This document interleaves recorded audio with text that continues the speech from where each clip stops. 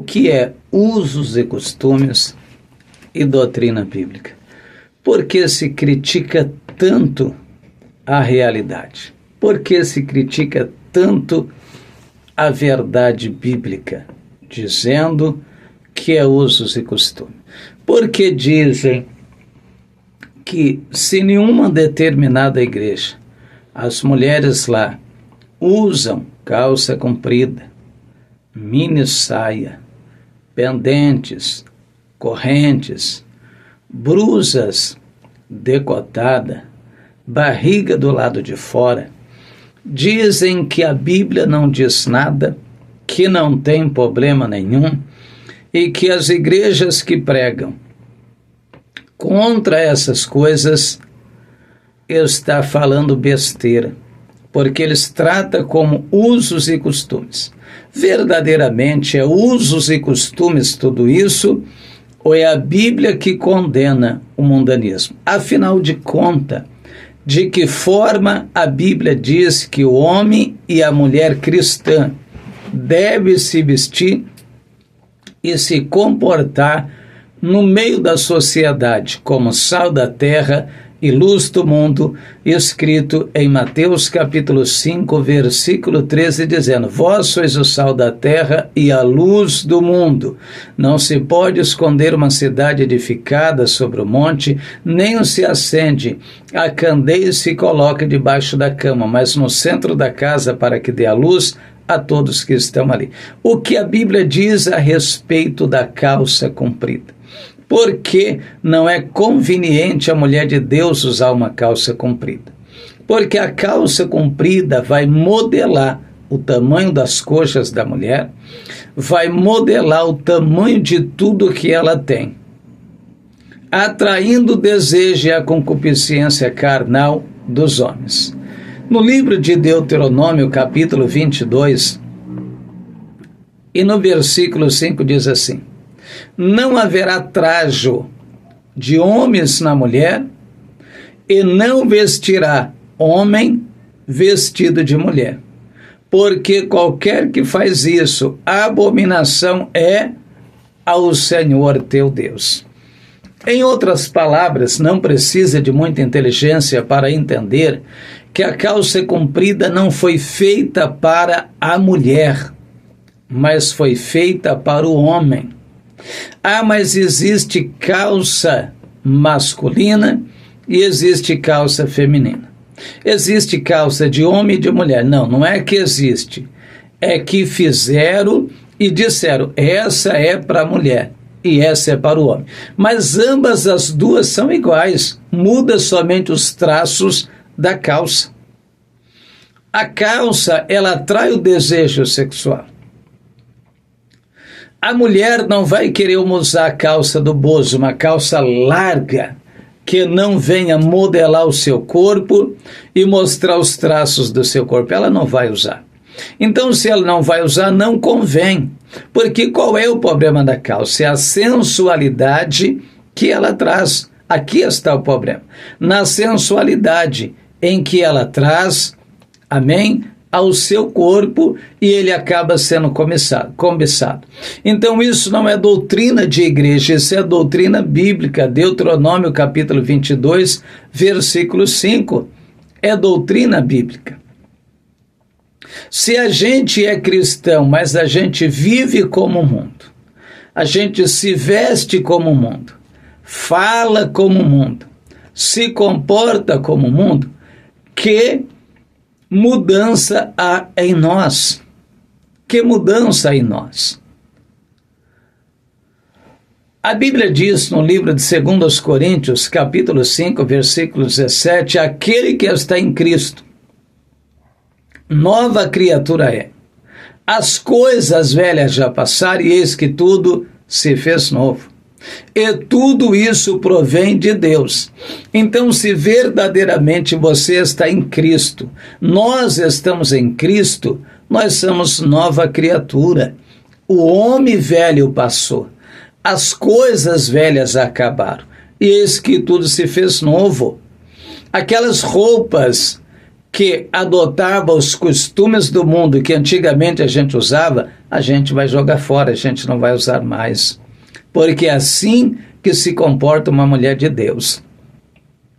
Os homens de Deus que antigamente gostavam de usar bermuda, blusa regatinha, sem camisa no meio da rua, ele não vai usar mais esse tipo de roupa, porque são roupas mundanas que atraem o desejo sexual das mulheres à pessoa do homem.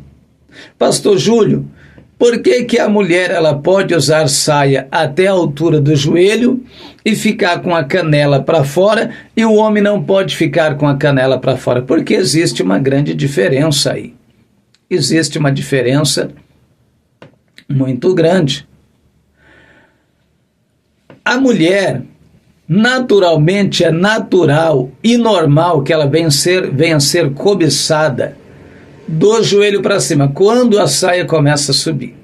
Quando a mulher coloca uma saia um palmo para cima, ou seja, ela começa a mostrar as coxas dela, aí começa a entrar o desejo sexual, começa a entrar o desejo em ver aquelas pernas daquela mulher. Mas a canela da mulher, eu nunca vi homem cobiçando uma canela de uma mulher. Já o contrário, canela de homem é cobiçada.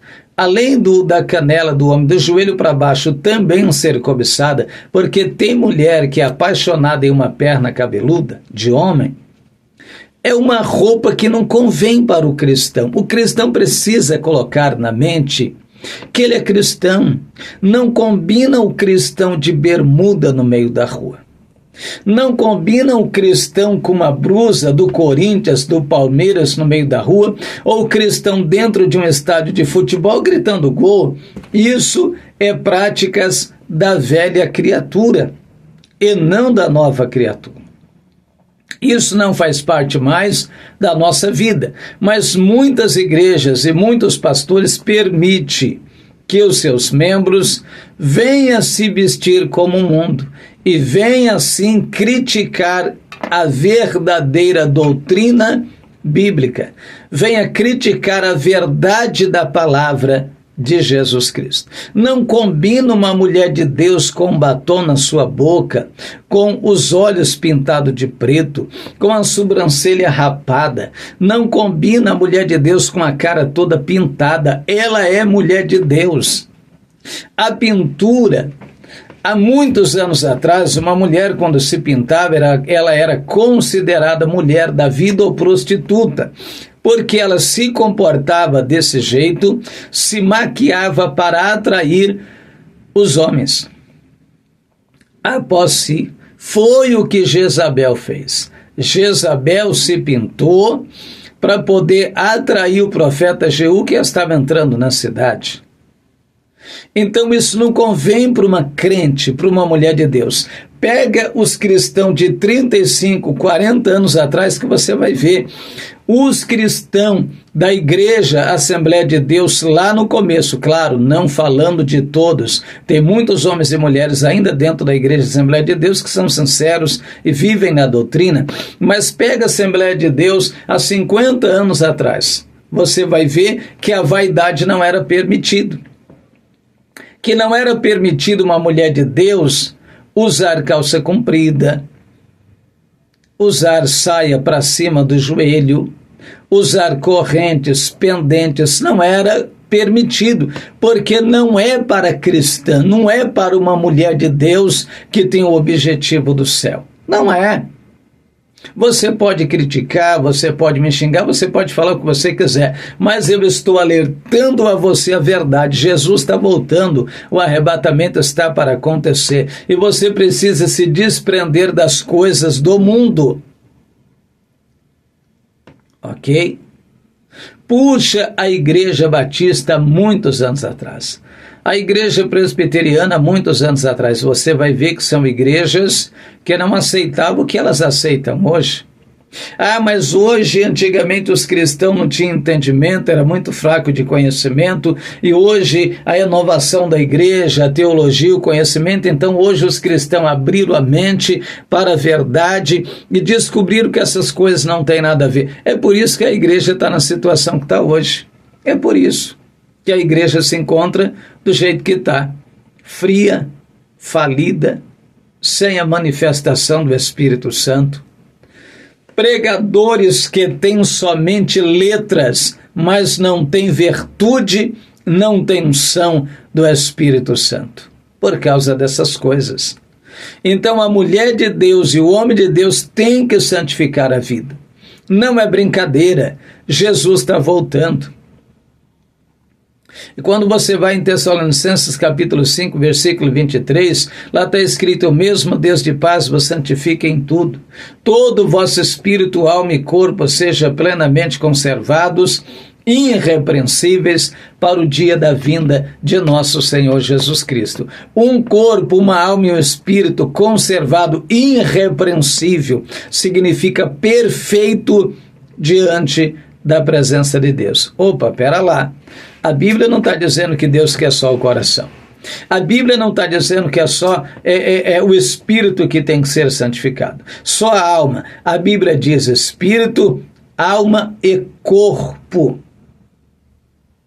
Assim como o cristão deve ter um coração perdoador, um coração humilde, ele também deve ter um corpo santificado para Deus. E o que é um corpo santificado para Deus? Longe dos costumes e da amizade do mundo. Aquilo que as mulheres do mundo usam e se vestem, a cristã não vai usar e não vai se vestir. Ah, mas a Bíblia diz que tudo é vaidade. Eu concordo com você, está escrito no livro de Eclesiastes, capítulo 1, versículo 3, se eu não estou enganado.